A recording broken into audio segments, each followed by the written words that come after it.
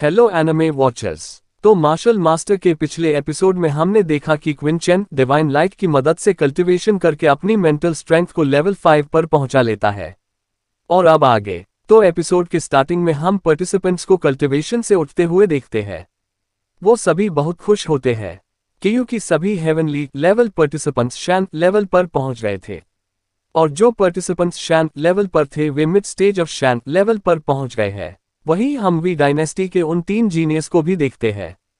वे अपनी कल्टीवेशन खत्म करके उठते हैं। उनका ऑरा ही इतना खतरनाक था जिसे देख और पार्टिसिपेंट्स बोलते हैं क्या यंग मास्टर दी सिंह और young master martial zone realm के लेवल 5 पर पहुंच गए हैं।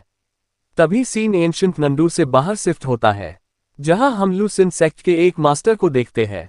वो बोलते हैं कि 5 किंगडम में आने का ये सफर बेकार नहीं हुआ। अब यंग मास्टर टियनदू बहुत जल्द ही वी डायनेस्टी के हेवनली जीनियस में से एक होंगे। वही कुछ और मास्टर क्विन चेन को देख के बोलते हैं क्विन चेन ने सबसे ज्यादा हेवनली डाउ से डिवाइन लाइट को एब्सॉर्ब किया है। क्विन चेन पर पड़ने वाली हेवनली डाउ की डिवाइन लाइट 20 to 30 टाइम्स ज्यादा पावरफुल है। फिर भी अभी तक ये लड़का सिर्फ अर्ली स्टेज ऑफ शैन लेवल पर ही पहुंचा है। तभी एक और मास्टर बोलते हैं कि क्विन शू भी क्विन चेन की तरह हेवनली लेवल पर थी, लेकिन अब वो मिड पीक ऑफ शैन लेवल पर पहुंच गई है, और बाकी सभी भी हेवनली लेवल से मिड स्टेज ऑफ शैन लेवल पर पहुंच गए हैं। तभी कुछ पार्टिसिपेंट्स क्विन चेन का मजाक उड़ाने लगते हैं और बोलते हैं क्विन चेन सच में यूजलेस है। अगर मैं इतनी डिवाइन लाइट में कल्टीवेशन करता तो पक्का 5th stage of martial zone realm में पहुंच जाता। वही हम क्विन चेन को देखते हैं जो मजे से अपनी कल्टीवेशन खत्म करके अपनी आंखें खोलता है। सभी लोग उसे ही देख रहे थे तो ये देख के क्विन चेन बोलता है यार अब मैंने क्या किया जो तुम सब मुझे ऐसे देख रहे हो।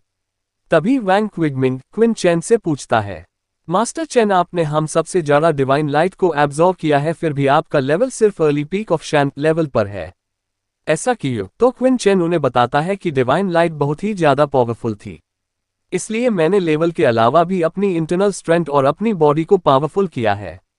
तभी वैंग क्विगमिंग क्विन चेन से थोड़ा अच्छे से समझाने को बोलता है। क्विन चेन कुछ बोलता उससे पहले ही गॉड फिगर सभी को बताते हैं कि अब तुम सभी का अरेना मैच स्टार्ट हो रहा है, और इसमें 2 पार्टिसिपेंट्स के एक दूसरे से बैटल करेंगे, और जो बैटल नहीं कर पाएगा वो हार जाएगा। जीतने वाला पर्सन नेक्स्ट टेस्ट के लिए क्वालिफाई हो जाएगा। 3 एलिमिनेशन राउंड्स के लास्ट में तुम 96 में से सिर्फ 12 पार्टिसिपेंट ही बचोगे, और उनको उनके टेस्ट के रिजल्ट के हिसाब से रैंक दी जाएगी। तुम्हारे पास अपने आप को साबित करने का ये आखिरी मौका है।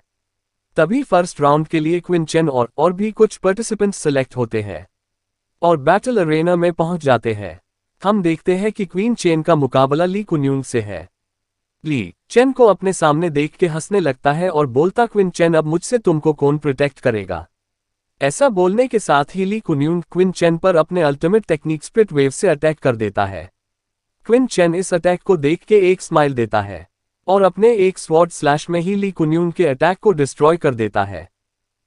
ये देख के ली कुन्यूंग गुस्सा हो जाता है और बोलता है क्विन चेन मैं तुमको हरा के रहूंगा।